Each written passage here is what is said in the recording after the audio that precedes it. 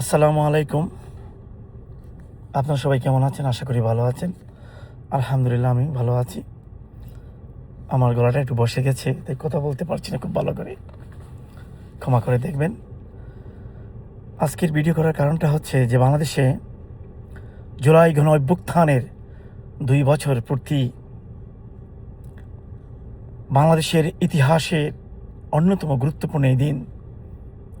যেই দিন ফ্যাসিস্ট স্বৈরতান্ত্রিক সরকারের পতন ঘটেছে। দীর্ঘ আন্দোলন সংগ্রাম শেষ মুহূর্তে ছাত্র জনতার প্রবল আন্দোলনে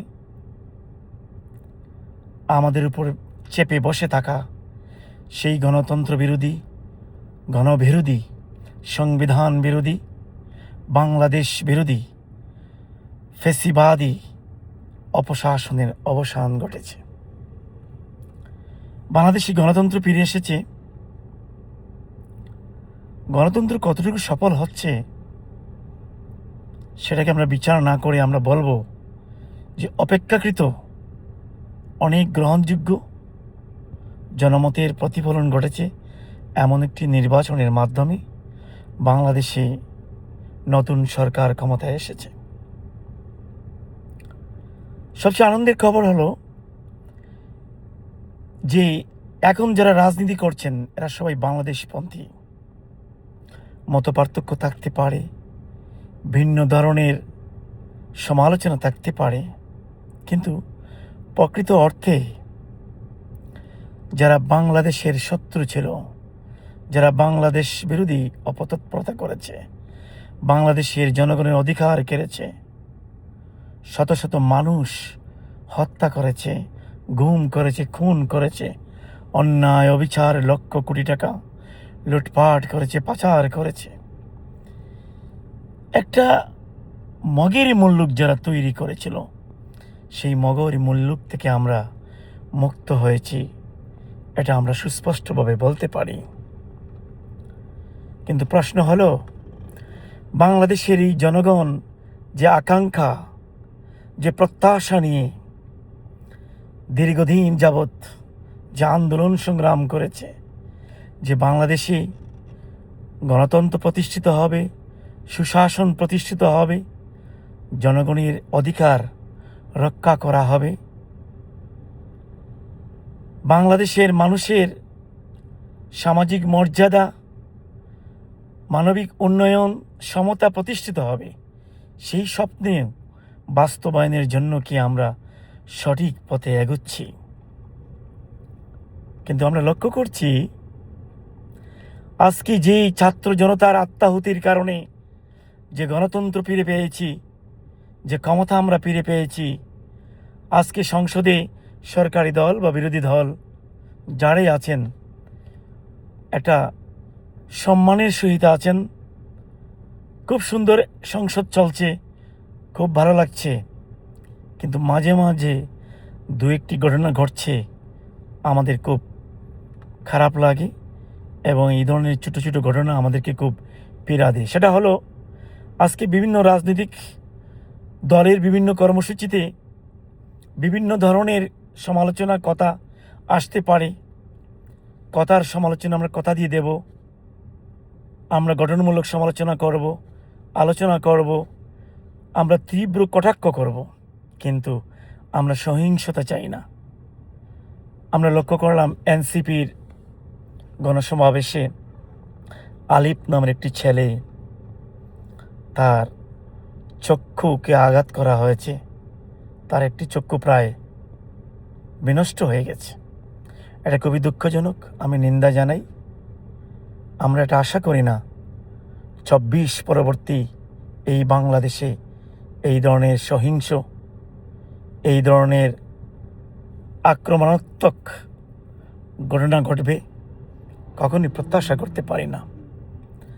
আমাদেরকে মনে রাখতে হবে ফ্যাসিবাদের দীর্ঘ ১৭ বছর এদেশের মানুষ কত ভুক্তভোগী হয়েছে, ভিকটিম হয়েছে, কত রক্ত ঝরেছে, কারো কোনো অধিকার ছিল না। এক নেতার এক দেশ, এরকম অবস্থা ছিল। আমরা ছিলাম একটা বিশেষ রাষ্ট্রের একটা করদ রাজ্য। আমাদের স্বাধীনতার সার্বভৌমত্ব, আমাদের ইতিহাস, ঐতিহ্য, ধর্ম, সাংস্কৃতিক স্বতন্ত্র সব কিছু ছিল হুমকির সম্মুখীন। আজকে আমরা সেই অপশাসন থেকে মুক্ত হয়েছি, তার মানে এই নয় যে আমরা অতীতকে ভুলে যাব আর আমরা আবার স্বৈরাচারী হয়ে যাব। আমাদের হিংসা বিদ্বেষ, জাতিকে বিভক্ত করার রাজনীতিকে পরিহার করতে হবে। বাংলাদেশের মানুষ শান্তিপ্রিয়, অনেক রক্ত ঝরেছে বাংলাদেশের ইতিহাসে, আর কোনো রক্ত ঝরাতে আমরা চাই না। আমরা চাই একটা সুস্থ সুন্দর গণতান্ত্রিক চর্চা হবে, এমন কোনো পরিবেশ সৃষ্টি হবে না যেখানে হানাহানি, মারামারি, রক্তপাত ঘটবে। এটা অনেক হয়েছে, এটা আর সহ্য করার মতো নয়।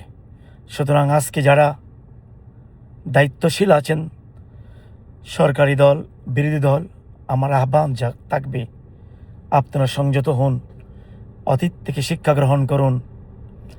বাংলাদেশের ইতিহাস যে করুণ রক্তাক্ত ইতিহাস, সেই রক্তাক্ত ইতিহাস থেকে আমাদেরকে মুক্তি দিন।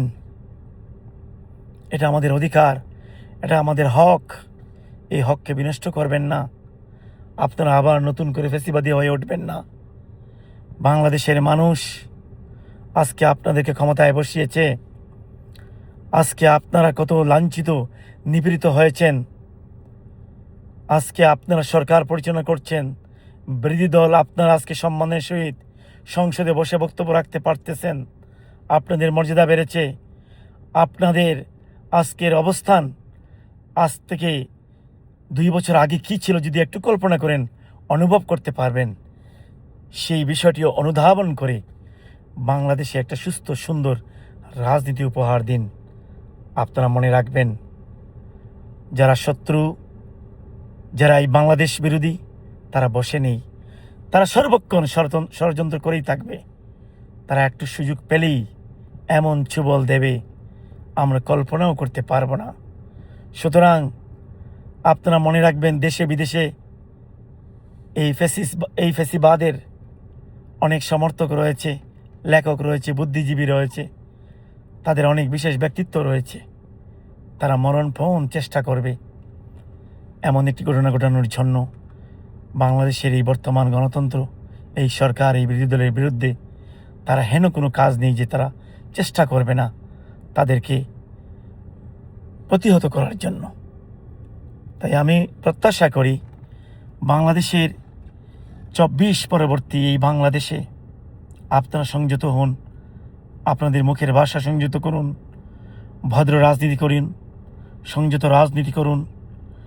বাংলাদেশের মানুষ সব কিছু পর্যবেক্ষণ করছে। আপনারা মনে করেন না যে ওই ফ্যাসিবাদের মতো আপনারা হয়ে উঠবেন আর বাংলাদেশের মানুষ চুপ করে বসে থাকবে। না, তার চেয়ে তো আরও ভয়াবহ অবস্থা হতে পারে।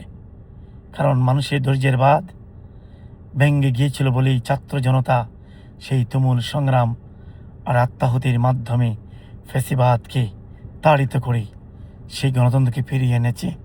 তার মর্যাদা রাখবেন, তাদের বিশ্বাস এবং আস্থাকে সম্মান জানাবেন। ভালো থাকবেন। আপনাদের সবাইকে ধন্যবাদ। আল্লাহ হাফেজ।